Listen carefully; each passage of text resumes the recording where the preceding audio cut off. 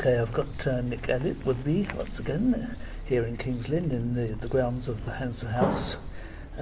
You've just started up a new magazine, an online magazine called Deep Red. Can you tell us a bit about what it's all about? Yeah, I mean, well, it's quite an exciting project, really, John. Something that's been in the kind of the portfolio of what I do for about 10 years. Is essentially when I first looked at doing the thing. And then we kind of, shelved the thing and then put it off for a while. Then we came back to it and, in the kind of guise that it's now taken, it's a really good time to do it with the digi situation going on as it is, and the demise of the written word and the printed word, So it's a really good time to do the thing. What gave you the original idea for it? The original idea, like I say, goes back about 10 years, and it was essentially really to concentrate on showcasing the kind of area of the business which I've worked in pretty much all my life. So, the magazine is going to be very driven towards high end of the market. It's going to bring quite one-to-one type of features with a lot of the artists, a lot of audio interviews, but it won't be, as I put it, a padded out type of publication. It will only be online. It's not planned to go into print in the publication that way. It's literally built for the digital world that we all live in. The thing is designed so that people can, they're commuting on their train or whatever, they're going to work or whatever they're doing, sitting in a tube station, whatever. They can look at it on their iPad, their iPhone, and it's very much driven towards the whole digital format. Right. And what sort of music genres are you covering? It will be essentially rock, a lot of classic rock, but it will be essentially rock. And a bit of blues, bit of roots, and a little bit of folk. But touching on things, I mean, we're now presently, the thing actually doesn't launch until the end of June, officially, although it's been on a soft tryout for the past, 3 weeks now, coming up to. Which we're making a lot of changes, and, Kat, the editor, who is the other partner in the whole thing, she's been kind of overseeing a lot of the content. But I mean, we've got a couple of very special American correspondents. One guy that's a bit like your kind of household Paul Gambaccini. What he doesn't know about the music business and the history of the whole medium, and the art it isn't really worth knowing. And he did a special feature that it's actually on the site now, but it will run with the launch kind of edition, if you want to call it that, on CD or vinyl. And the benefits of vinyl and where vinyl started, and is that argument worth anything to? Well, it's always going to be vinyl over and above CD, MP3. An argument that I personally don't support. I think the time has moved on. We need to accept that it's moved on. But the whole article is really good, and even more so from the US perspective, which clearly is obviously different to what we have here, and the kind of history of how music and recorded material came to be in the UK as against the US. So they're the kind of things that it's going to be, and going into a lot more kind of in-depth interviews with great legendary performers. But to a high degree, some of these performers we will say have dropped from grace a bit, yet their contribution to the business, to the art, is untold. You can't kind of recognise it. It's priceless, But a lot of these guys kind of get forgot about as it all moves on to what Muse are doing, and these kind of things, and Scared of Girls or whatever. You're kind of in vogue artists and bands at the time. So it's really driven from a foundation of what this art and this craft, as in music, is all about. So what sort of audience do you think is it aimed at? Well, I think it's essentially aimed at an audience that is very similar to myself, that kind of have been around the whole music industry for all their life. It has a fabric and a foundation of the person that you are, rather than somebody that is kind of very scatty and it's a very throwaway thing, you know, not wanting to kind of rubbish any publications, because what they do it very well.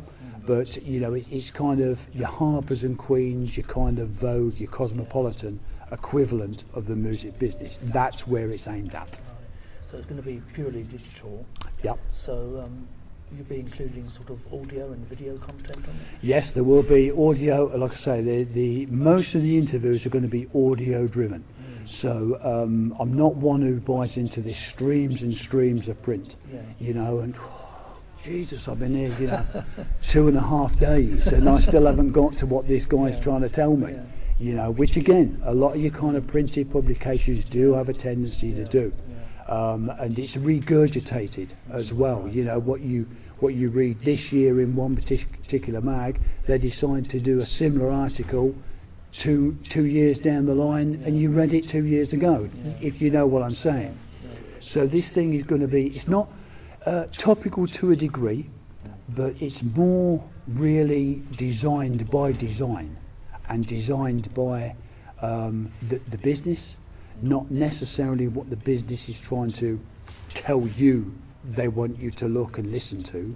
This is more about something that you, I enjoyed, like the vinyl, you know, kind of article. I really enjoyed reading that and how it all come about and that kind of stuff. You know, a lot of the history, Billboard chart, and how did the Billboard chart come about? And does anybody know? Most people who read kind of publications now don't know. But this Deep Red will tell you. Oh, good. So have you had much feedback so far, or is it too early to? Little early, I think. I mean, we've got immense interest. I mean, we're running an album of the month this month, which is Sabbath 13, which, as you know, was released just a couple of days ago. Huge Black Sabbath fan, but you know, we've got a helicopter that's coming over here, which actually could be Aussie flying in. We'll just keep going. But you know, we're featuring that as an album of the month. There will be featured albums of the month, and these will be not really, because obviously there's a lot of kind of recorded content coming in. The PRs and from the record companies, and that has already started to generate a hell of a lot of interest. But this really is not going to be, right, that's the album that features this month. No, it isn't. And Black Sabbath are not featured as the album of the month purely because it's Sabbath, and because there's, you know, they just hit the first #1 album for 40 years and all the kind of PR that's already surrounding that. That's not why it's there. The album is a bloody good record. It really is. And I mean, those guys they've really thought about what they've done. You know, they've not just towed we'll say, a bunch of old geezers out into a studio to knock out a few tunes. You know, they've really thought about what they've done, crafted the whole album really well, and it's a great listen. You know, but that's why it's there. It's not because it's Black Sabbath, and it's not because it's the #1 for the first in 40 years. If you know what I'm saying. Yeah. So how do you see the magazine developing in the future? Well, hopefully we hope see it as a growing interest. Very much, I suppose, similar to a bit like a dictionary, a bit like a music dictionary. You know, the kind of Guinness Book of Records and of hit singles, top singles that Guinness did. You know, that kind of thing. That people will go there and they will be able to listen, you know, in some amazing depth. I mean, there's a really good interview that at this point in time isn't actually up there audio, but it will be before the launch, with Skin, who is the front voice of Skunk and Nancy. This woman, considered quite a frosty type of edgy and a very in-your-face type of performer. Don't speak to everybody, but she spoke to Kat. And there's an amazing interview on there with this woman, and it's given an insight to, although Skunk and Nancy have a huge kind of cult following in their own right, but to actually get that close to the woman is very, very rare. So these are the kind of things that we're bringing. And hopefully, because of that kind of content, we hope people that are really interested in getting behind the kind of, I would say, the front smoke screen of what the music business is. I think hopefully they're the people that will go there and tune in. So it'll be a sort of magazine that people can sort of dip into and explore. Oh, indeed, indeed. It will be. We kind of initially designed it around the fact that you will be able to still dip in there 5 years from now and read something that you read in the first edition, but it will still be as fresh as it was 5 years previous. That's the idea. There'll be a lot of kind of features on there, but they will really be quite considered features rather than, like I say, let's talk about what Moose are doing. Don't get me wrong, Moose are a serious band. They really are. But equally as much, I think how good they are can actually be covered up by the fact that the media tends to attach themselves to something that they think is in vogue at that time, if that makes any sense. So, where can people actually go and find this magazine then online? Well, sorry, John. Where can they find it online? Oh, well, it's Deep Red Magazine or oneword.com. So it's simple. You just do the search engine route, or if you have a problem getting in, it's there. It's very easy to find. It comes up right at the top of search engines. I think I sort of typed in Deep Red Magazine on Google this morning and it came up at the top. So well, all being well, it should. Again, it's kind of been put together with that. I mean, it's one of those type of things that is, you can bob in and out on it, but we kind of think that it has a kind of magnetism with it, that the more people look at it, the more people go in and they go, there's a good story, or that's a real, this again, the content is very considered, so it hits the point, straight to the point. Like, for argument's sake, there's a press release on there about a Belgian band called Triggerfinger.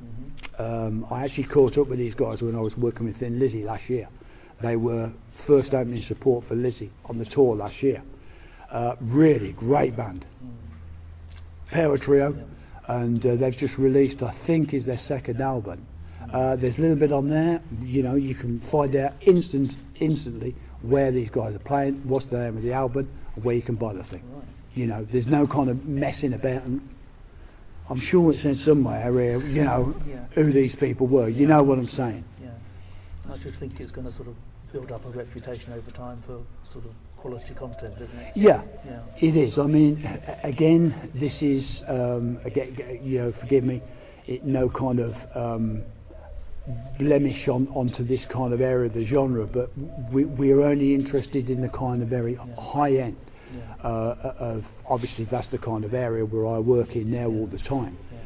So I mean, to get an interview with, we'll say, Ozzy Osbourne, things that are already in process of that possibly happening, or if we get a chance to talk to Robert Plant, or we're also going to feature a lot of the American guys coming over here. We're looking at hooking up, doing something with the Mavericks. Mavericks are a band that I did some stuff with. It was last year in Nashville. Awesome band, fantastic Americana band. But over here, not many people know much about the Mavericks. Treat yourself. It's well worth the tune, So we're going to dip into that type of thing, because what's going on stateside, the US, it's a burning place. It really is. Well, it all sounds absolutely brilliant. Can't wait to see, to have a look and see where it goes. Well, hopefully it's got some serious mileage. We tend to think, it doesn't have a kind of a deadline date, well, we're going to switch it off in 2 months if it hasn't done this. It's not advertising driven, it's purely content driven. We've got some very, very good contributors, people that are in the business, again, not kind of people that just want to write for nothing. These people really know what they're talking about. They either perform, make music, recorded material, or they write in various different guises, So it's looking good. It's looking good. We're pleased. Well, thanks very much for talking to us about Deep Red magazine. No problem, John. It's been a pleasure. It always is. We seem to spend a lot of time over a bit of cake and a coffee. Can't beat a bit of cake. You can't. Knocks you bandy. Thanks a lot. Cheers. Good to see you. Thanks, John.